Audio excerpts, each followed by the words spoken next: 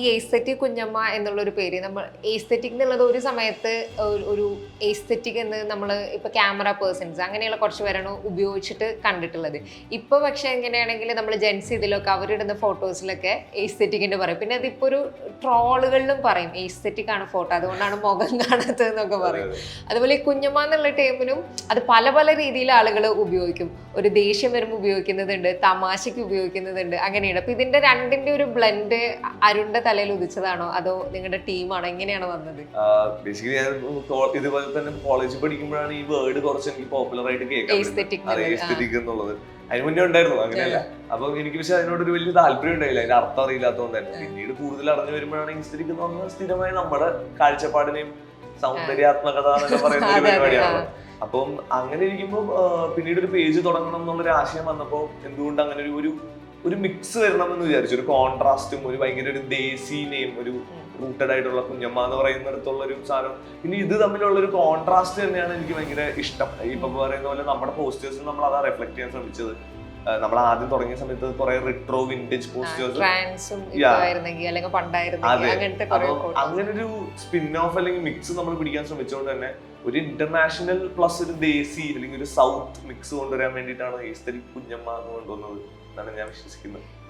ഇപ്പം നിങ്ങളൊരു ഗ്രൂപ്പായിട്ട് വർക്ക് ചെയ്യുകയാണല്ലോ, അപ്പം എസ്തെറ്റിക് കുഞ്ഞമ്മയിൽ ആരൊക്കെ ഉണ്ട്, എങ്ങനെയാണ് നിങ്ങളുടെ ഒരു വർക്കിംഗ് സ്റ്റൈൽ എങ്ങനെയാണ്? എസ്തെറ്റിക് കുഞ്ഞമ്മയിൽ ഇപ്പൊ കറന്റ്ലി 6 മെമ്പേഴ്സ് ആണ് ഉള്ളത്. അപ്പം ദീപക്, യദു, സതീഷ്, നന്ദന, പിന്നെ Chirag, Kishore, our new additions ആണ്. അപ്പം ബേസിക്കലി നമ്മുടെ ടീമിൽ എല്ലാവരും ഓരോരോ വർക്കിൽ ഡെഡിക്കേറ്റഡ് ആയിട്ടാണ് ഇരിക്കുന്നത്. ഇപ്പൊ ടൈറ്റിൽ ഫോക്കസ് ചെയ്യുന്നത് ഏത് ടൈറ്റിലാണ് ഫോക്കസ് ചെയ്യുന്നത്. ഇപ്പൊ അസ്ലം എന്ന് പറഞ്ഞാൽ മിസ് ചെയ്ത അസ്ലം 3D ആണ് ഫോക്കസ് ചെയ്യുന്നത്.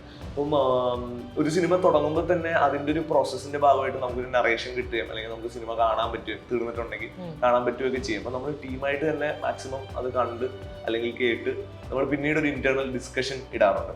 ആ ഡിസ്കഷനിലാണ് ഒരുപാട് ഐഡിയാസ് ത്രോ ചെയ്യുന്നത് പരസ്പരം. അപ്പം ആർക്കൊക്കെ എന്തൊക്കെ സ്കോപ്പിൽ വർക്ക് ചെയ്യാം, ആരുടെ സ്റ്റൈലാണ് കൂടുതൽ ഇതിന് ആപ്റ്റായിട്ട് വരിക, അല്ലെങ്കിൽ ഇപ്പോൾ ടൈറ്റിൽ ചെയ്യുന്നത് ഏതുമായതുകൊണ്ട് തന്നെ അവന്റെ ഒരു കാഴ്ചപ്പാടും മനസ്സിലാക്കലും ഒക്കെ അവനപ്പം തന്നെ അതിലേക്ക് ഇടും. പിന്നീട് നമ്മളൊരു മൂഡ് ബോർഡിലേക്ക് എത്തുകയും ആ മൂഡ് ബോർഡിനനുസരിച്ച് മെയിൻ കീ ആർട്ടുകൾ ഇന്ന ആളുകൾ ചെയ്യും, ബാക്കി സാധനങ്ങൾ ഇന്ന ആൾക്കാർ ചെയ്യും. അങ്ങനെയൊക്കെയാണ് നമ്മളൊരു പ്രോസസ്സ് പോകുന്നത്. പിന്നെ മൊത്തം ഇംപ്രവൈസേഷൻ ആണ്. ഈ ക്ലയന്റ് ആയിട്ടുള്ള ഇംപ്രവൈസേഷൻ ഉണ്ടാവും, ഡയറക്ടറും പ്രൊഡ്യൂസറും നമുക്ക് ഇൻപുട്സ് തരും. അതൊക്കെയാണ് ബേസിക്. ഇപ്പം എക്സാക്ട്ലി എത്ര വർഷമായി ഇപ്പോൾ എസ്തെറ്റിക് കുഞ്ഞമ്മ ഒരു എന്താ പറയുക ഒരു കമ്പനി പോലെ ആ രീതിയിൽ സ്റ്റാർട്ടപ്പ് പോലെയൊക്കെ തുടങ്ങിയിട്ട് എത്ര വർഷമായി? ഒരു 3.5 വർഷം. ഓക്കെ. അപ്പോൾ നിങ്ങൾ 3.5 വർഷത്തിൻ്റെ ഇടയിൽ നമ്മൾ ഈ സിനിമ എന്നുള്ള ഒരു ഫീൽഡിൽ എടുക്കുമ്പം സർവൈവ് ചെയ്യാൻ വളരെ പ്രയാസമുള്ളൊരു ഫീൽഡാണ്. അത് അഭിനയത്തിൽ മാത്രമല്ല, ഇത്തരം പറയുന്ന ഇപ്പോൾ പബ്ലിസിറ്റി ക്യാമ്പയിൻ റിലേറ്റഡ് ഒരുപാട് ആളുകളുണ്ട്, എല്ലാവർക്കും ടെക്നോളജി ആക്സസിബിൾ ആണ്. ഇപ്പോൾ 3.5 വർഷത്തിൻ്റെ ഉള്ളിൽ നോക്കുകയാണെങ്കിൽ നിങ്ങളുടെ ലിസ്റ്റ് എന്ന് പറയുന്നത് വളരെ ഇംപ്രസീവ് ആയിട്ടുള്ള ഒരു ലിസ്റ്റാണ്. അതിനകത്ത് ഇപ്പോൾ ഫ്രീഡം ഫൈറ്റ് പോലെയുള്ള സിനിമകളുടെ ഒരു സൈഡിലുണ്ട്, സമാന്തര സിനിമകളുണ്ട്. അതേപോലെ ഇപ്പം ബ്രഹ്മയുഗം ആണെങ്കിലും കണ്ണൂർ സ്ക്വാഡ് ആണെങ്കിലും കുറുപ്പൊക്കെ പോലെ വളരെ ബിഗ് ബജറ്റിൽ വരുന്ന അല്ലെങ്കിൽ അത്രയും വലിയ സിനിമകളും ഉണ്ട്. അപ്പം എങ്ങനെയാണ് ഒരു ബിസിനസ്സുകാരൻ എന്നുള്ള നിലയിൽ അരുണി കുറഞ്ഞ വർഷത്തിൻ്റെ ഉള്ളിൽ ഇങ്ങനെ ഒരു പടിപടിയായി മുന്നേറിക്കൊണ്ടിരിക്കുന്നത്? എന്തെങ്കിലും ട്രിക്ക് ഉണ്ടോ ബിസിനസ്സിന്റെ ഫീൽഡിൽ? അങ്ങനെ ഒരു ബിസിനസ്സുകാരൻ എന്നുള്ളൊരു നിലയ്ക്കല്ല, എല്ലാവരും നമ്മൾ ക്രിയേറ്റേഴ്സ് ആണ്. ബിസിനസ് വരുന്ന സെക്കൻഡ് പാർട്ട്. അപ്പൊ നമ്മുടെ ക്രിയേറ്റീവ് സാറ്റിസ്ഫാക്ഷൻ നമ്മളെല്ലാം ചെയ്തു കൂട്ടുന്നത്. എല്ലാതരം സിനിമയും ഒക്കെ നമുക്ക് ക്രിയേറ്റീവ് ഫ്രീഡം തരുന്ന സിനിമകളാണ് നമുക്ക് ഇതുവരെ ചെയ്യാൻ പറ്റിയിട്ടുള്ളത്. അതൊരു ഭാഗ്യമാണ്. അപ്പം ബിസിനസ് നിലയിൽ ശരിക്കും സർവൈവ് ചെയ്യണം.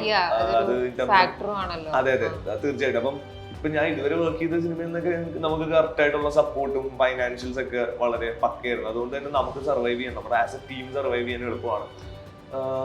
എനിക്ക് അങ്ങനെ ഒരു ബിസിനസ് മാൻ എന്ന നിലയിലൊന്നും തോന്നിയിട്ടില്ല. അതൊരു വലിയ ടേമാണ്. പക്ഷെ തീർച്ചയായിട്ടും ഇപ്പൊ ഒരു കമ്പനി റൺ ചെയ്യുമ്പോൾ അതിൻ്റെതായ കുറെ പരിപാടികളും ഫൈനാൻസസ് ചെക്ക് ചെയ്യണം, അതിന്റെ എല്ലാവർക്കും പക്ഷെ നമ്മൾ കൂടുതലും ക്രിയേറ്റീവ് സൈഡിലേക്കാണ് കുറച്ച് വെയിറ്റ് കൊടുക്കുന്നത്. അതുകൊണ്ടാണ് ആൾക്കാർ നമ്മളെ തേടി വരുമെന്ന് വിശ്വസിക്കുന്നത്. ആ ഒരു സന്തോഷം കൊണ്ടാണ് ചെയ്യുന്നത്.